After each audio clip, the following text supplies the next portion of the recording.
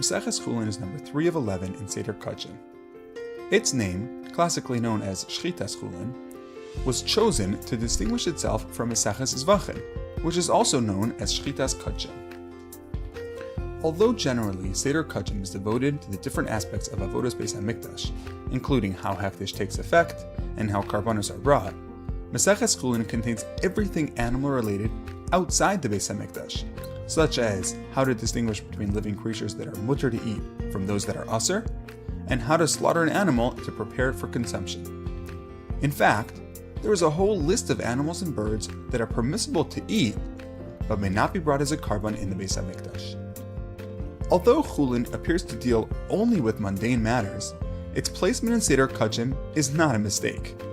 The Rambam, in the introduction to his commentary on the Mishnah, explains that its position is based on the Torah itself, which introduces the concept of slaughtering for non-Kodesh purposes immediately following the rules about Karbanos.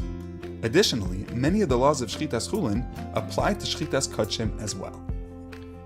Maseches Chullin is very long, but conveniently, almost every topic discussed is given its own parak, which makes it relatively easy to navigate.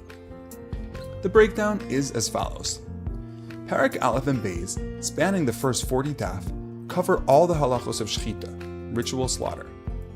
While shechting, there are 5 basic prohibitions: shehiyah, pausing during the shechita process; drasa, pressing down on the knife instead of going back and forth; chalada, literally burrowing, poking the knife in between the trachea and esophagus and cutting from that position; hagrama, which refers to cutting above or below the designated area for shechita; and lastly, ikr, tearing, which includes shechting with a knife which isn't perfectly smooth.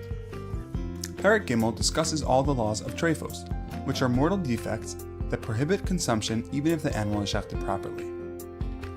Making up about 25 daf, Parak Elu Trephos is generally considered the most technical and esoteric parak in the masechta because it discusses many different parts of the animal that most of us aren't familiar with. But believe it or not, after the first 3 prakim, you're finished with almost half the masechta. The 4th parak is about the halachic status of ben pakua, the fetus of an animal that was shechted. Parak Hey deals with the prohibition of oso ve'espino, shechting a parent and its child on the same day. The 6th parak discusses kisui hadam, the mitzvah of covering the shechita blood of a chaya or oaf. The 7th parak is about the isser to eat from the gid hanasha, the sinew of the thigh. Included in this parak are the basics of hilchos taroves, the mixing of isser and heter.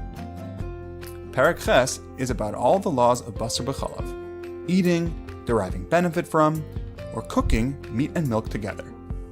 Parak Tes discusses the laws of Tumah that apply to foods and animal carcasses.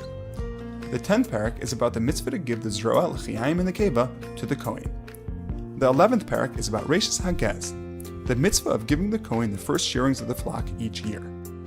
And the 12th and last parak covers the halachos of Shiluach HaKein, sending away the mother bird before taking its chicks or eggs. Although we obviously haven't touched every topic in Chullin, this video should hopefully serve as a prelude to whet your appetite for what's to come.